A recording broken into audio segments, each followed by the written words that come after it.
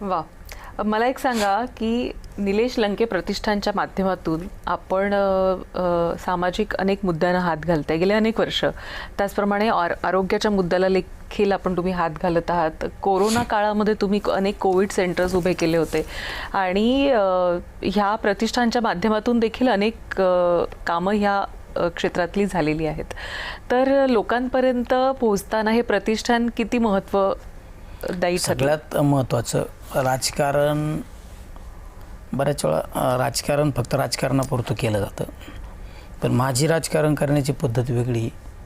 मी सगळ्यात महत्त्वाचं प्रत्येकाला आपण कशी मदत पोचवू शकतो हे सगळ्यात माझ्यासाठी महत्त्वाचं असतं. आमच्या प्रतिष्ठानच्या माध्यमातून आम्ही 2 गोष्टीला कायम महत्त्व देतो.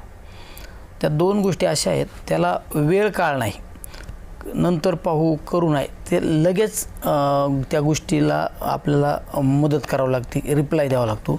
त्या म्हणजे माझ्याकडे जर एखाद्या गावातला माणूस आला, आम्हाला एखाद्या वस्तीवर रस्ता द्या, मी सांगू शकतो ठीक आहे 8 दिवसांनी देतो, महिन्याने देतो, 6 महिन्यांनी देतो, निधी उपलब्ध झाल्यानंतर तुम्हाला रस्ता देतो, एखादा सभामंडप देतो, एखादं काम देतो.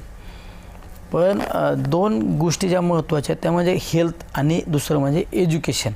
त्या 2 गोष्टी यासाठी महत्त्वाच्या आहे. एखादा जर आपल्याकडे रुग्ण आला, एखादा रुग्णाचा नातेवाईक आला का अरे आमच्या अमुक अमुक कुटुंबामध्ये आमचे आजोबा असो, आमचे वडील असो, आमचं कोण नातेवाईक असो, एमर्जन्सी त्याला हृदयविकाराचा त्रास झाला, त्याला हॉस्पिटलमध्ये ॲडमिट केले आणि एंजिओग्राफी केली, त्यामध्ये त्या ब्लॉकेज निघलेत आणि त्याला अर्जंटली बायपास सांगितलं आणि काहीतरी मदत केली पाहिजे. मी जर म्हणलो ठीक आहे बघू 4 दिवसांनी, तर जमणार आहे का? त्याचा जीव जाणार आहे. त्याचा जीव नाही जाणार, त्या कुटुंबातला एक कर्ता माणूस जाणार आहे, कुटुंबातला भाऊ जाणार आहे, एखाद्या कुटुंबातले वडील जाणार आहे, त्या कुटुंबातली बहीण जाणार आहे. त्यामुळे त्याला तात्काळ त्या ठिकाणी मदत केली पाहिजे आरोग्याच्या बाबतीत. दुसरं एज्युकेशन. एखाद्या चांगल्या कुटुंबातला मुलगा, गरीब कुटुंबातला मुलगा, सर्वसामान्य कुटुंबातला मुलगा, चांगले मार्क पडले, पण त्याला ज्या शैक्षणिक सुखसुविधा उपलब्ध करणं गरजेचं आहे आणि त्या जर त्याला वेळेत उपलब्ध करू शकलं नाही तर त्या एखाद्या गरीब कुटुंबातल्या मुलाचं आयुष्य खराब होणार आहे.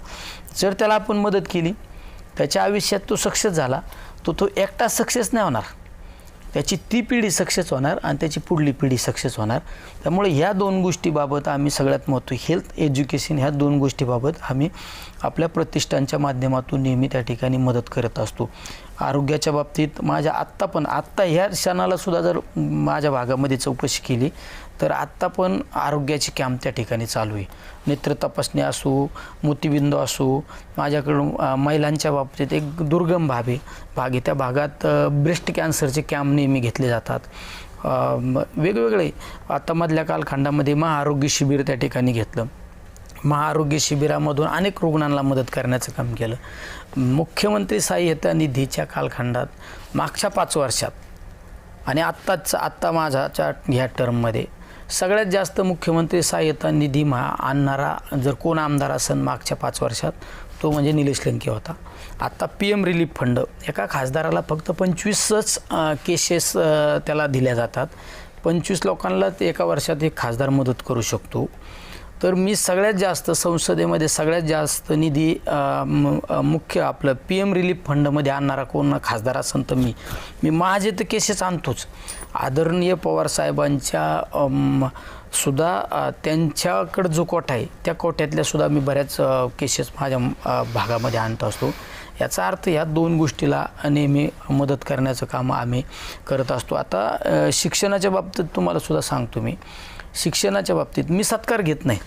का बरं? मी सत्कार घेत नाही. मी एक जाहीर केलेलं आहे लोकांना. का बरं? का मला पण तुम्ही एवढं चांगलं काम करताय, एखाद्याला वाटलं मी सत्कार घेत नाही, पण सत्काराच्या बदल्यात काय घेतो मी हे सांगतो तुम्हाला. मी लोकांना प्रूव्ह करून दिलं. एखाद्या ठिकाणी मी कार्यक्रमाला गेल्यानंतर लोक एखादी शाल देतात, मी त्यांना सांगतो मला शाल दिली, अरे ही शाल केवढ्याची? 200 रुपयाची, 300 रुपयाची. एखादी काही गिफ्ट वस्तू दिली, ही केवढ्याची? 200 रुपयाची. शाल 200 रुपयाची. ठीक आहे, मला 400 रुपये नारळ दिला 25 रुपयाचा, 400-450 रुपये दिला. मी ठीक आहे, मी लोकांना प्रूव्ह करून देतो. माझ्या गळ्यात शाल घातली, एखादी गिफ्ट वस्तू दिली, फोटो काढला, मी टेबलवर ठेवली. मी सांगतो याची तुम्ही माझ्या गळ्यात घातली, ही वस्तू केवढ्याची? लोक सांगतात शाल 200 रुपयाची. ही वस्तू केवढ्याची? 200 रुपयाची. नारळ केवढ्याचा? 25 रुपयाचा. 450 रुपये तुम्ही माझ्या सत्कारासाठी खर्च केला. आता मी सत्कार घेतला, खाली ठेवला, याची किंमत वाढली का कमी झाली? लोक म्हणतात त्याची किंमत कमी झाली. मग मी सांगतो मला 1 डझन वही द्या. किती? 1 डझन वही द्या. मग 250-300 रुपयात 1 स्क्वेअर बुक 1 डझन वही मिळते. एका डझन वहीमध्ये एका मुलाला जर 1 डझन वही दिली, त्याचा 6 महिन्याचा त्याचा शैक्षणिक वयांचा खर्च वाचतो. खरं. त्या 300 रुपयात तुम्ही माझ्याकडे दिले, मी त्या 300 रुपयाच्या वह्या त्या एखाद्या शालेय गरीब कुटुंबातल्या मुलाला दिल्या, त्याची किंमत वाढली का कमी झाली? वाढली. त्याची किंमत वाढली म्हणण्यापेक्षा त्याची व्हॅल्यू होऊ शकत नाही. शेवट मग मी लोकांना सांगतो मला वह्या द्या, शैक्षणिक साहित्य द्या, लहान लहान मुलांचे कपडे द्या. मला आज झोपडीत आपण जातो फिरतो, लोकांच्या अंगावर आज पण कपडे फाटलेले लहान लहान मुलांना. त्या जर मुलाला मी एखाद्या कपड्याच्या दुकानच्या उद्घाटनाला गेलो आणि सांगितलं मला 4 मुलांचे ड्रेस द्या, आणि त्या मला देताना एखादा माणूस चांगल्या क्वालिटीचे कपडे देतो, पण ते जर गरीबाच्या मुलाला मी ते कपडे दिले तर ते किती आनंदाने त्याला आनंद मिळतो. मी ज्यावेळेस फिरत असतो मी सांगतो मला चप्पल द्या. बिगर चप्पल बिगर पायी जाणाऱ्या पोराला पायात मी चप्पल दिल्यानंतर त्याला वेदना ज्यावेळेस कमी होतात ना, ते परमेश्वराचे आशीर्वाद असतात. त्यामुळे या 2 गोष्टीबाबत आम्ही प्रतिष्ठानच्या माध्यमातून नेहमी त्या ठिकाणी मदत करत असतो. नेहमी मोठं काम करतो आम्ही. नाही ह्याचा डीप थॉट आहे, ह्याच्या मागे जो विचार आहे तो खरंच मला असं वाटतं की सगळ्याच राजकारण्यांनी जर हा अवलंबला. एक म्हणजे छोटी गोष्ट मोठी कशी होऊ शकते, एक उदाहरण सांगतो. 3 वर्षापूर्वी माझा वाढदिवस साजरा झाला. मी आमदार झाल्यानंतर माझ्या लक्षात आलं वाढदिवसाला मला कोणी भेटायला यायचं म्हणलं, कोणी मोबाईल गिफ्ट द्यायचं, कोणी वेगवेगळ्या वस्तू द्यायचं. आता माझी सवय कुठली वस्तू मला जर अशी दिली तर मी अशी एखाद्याला देऊन टाकतो, घेऊन जा. माझ्या लक्षात आलं आता आपण एक वह्या पुस्तकात मी तर जाहीर केलं तर मग मी त्या वाढदिवसाच्या टायमाला 15 दिवस आधी एक पोस्ट केली 10 दिवस. मला वाढदिवसाला येताना कोणाला जर भेट द्यायची असेल, भेटवस्तू द्यायची असेल तर मला 1 डझन वही द्या, मला लहान लहान मुलांचे कपडे द्या, मला 1 सायकल द्या किंवा 2 सायकल द्या, तुमच्या इच्छेनुसार मला सायकल द्या. 1-1, 2-2 करता 8,000 सायकल जमा झाल्या. वाह, क्या बात है, वाह, अप्रतिमच. 8,000 सायकल जमा झाल्या. आणि मी सगळ्यात मोठा आदरणीय पवारसाहेबांच्या उपस्थितीमध्ये निघोज या ठिकाणी 8,000 सायकल वाटपाचा कार्यक्रम ठेवला. किती? वा. म्हणजे छोटी गोष्ट त्याचं मोठं स्वरूप किती होऊ शकतं. मी सत्कार घेत नाही, मी वह्या पुस्तक घेतो, त्यातून कमीत कमी मी वर्षाला 10,000 ते 15,000 मुलांना शालेय साहित्य वाटप करतो. वा. आज आम्ही एखाद्या कार्यक्रमाला गेल्यानंतर किती पण मला VIP वस्तू दिली तर आम्ही तशी ठेवून जातो, नाही तर कोणाकडे तरी देऊन टाकतो. पण मला 1 डझन जरी वही दिली तर मी ती आवर्जून माझ्याबरोबरच्या कार्यकर्त्यांना सांगतो ती गाडीत तेवढ्या वह्या ठेवा, आणि सकाळी मी घरी पोहोचल्यानंतर रात्री त्या आठवणीने त्या वह्या काढून घेऊन आमच्या तिथं ठेवतो. कारण मला माहिती त्याच्यातून भविष्य आहे. आज आपण आहे ना, तुम्ही पाहिलं असेल ह्या बारीक सारीक गोष्टी तुम्ही काम केलं पाहिजे. खरं. मी संसदेत गेलो, देशाचे प्रश्न सोडवत असताना तुम्ही तळागाळातल्या लोकांकडे जर दुर्लक्ष झालं तर तुम्हाला लोकांच्या समस्या, लोकांचे दुःख करणार.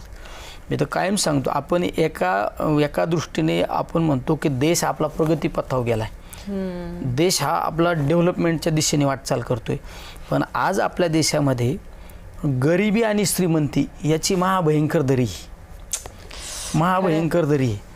आणि तुम्हाला जर गरिबी पाहिजे असेल ना, तुम्हाला एवढं आता तुम्ही बिझी शेड्यूल आहे ना, तुम्ही गावगाव फिरून गरिबी पाहू शकत नाही. तुम्ही साधं जिल्हा परिषदच्या शाळेत जा, तुम्ही पण स्वतः जा, तुम्ही महानगरपालिकेच्या शाळेत उद्या जा.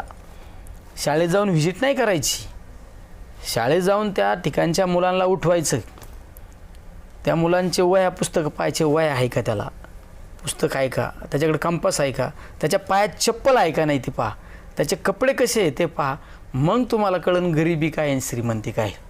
म्हणजे आज पण गरिबी श्रीमंती आपण एका बाजूला म्हणतो शिक्षणाचा दर्जा वाढला, माणसं प्रगतीपथावर चालले, माणसाचा राहणीमानाचा दर्जा वाढला. ही कुठं पाहतो, हे कोणाकडे पाहतो आपण. एखाद्या आपल्या परिसरातला मुलगा, चांगल्या कुटुंबातला मुलगा टाय घालून, बूट घालून, चांगल्या सुटाबुटात शाळेत जाताना आपण पाहतो. आणि म्हणतो आपला शिक्षणाचा दर्जा वाढला, आर्थिक उन्नती झाली, पण त्या जिल्हा परिषदेच्या शाळेत जाणाऱ्या मुलाकडे आपण पाहत नाही. आणि त्याच्याकडे ज्यावेळेस पाहून त्यावेळेस कळलं आपल्याला गरिबी काय आणि श्रीमंती काय.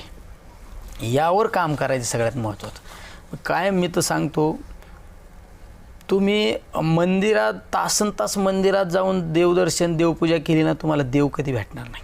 खरं आहे.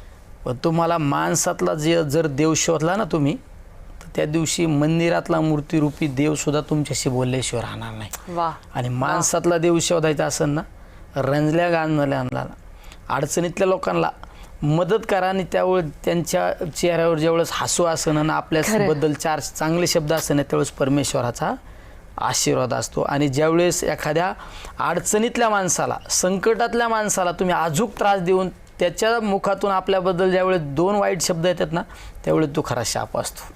त्यामुळे चालतं बोलते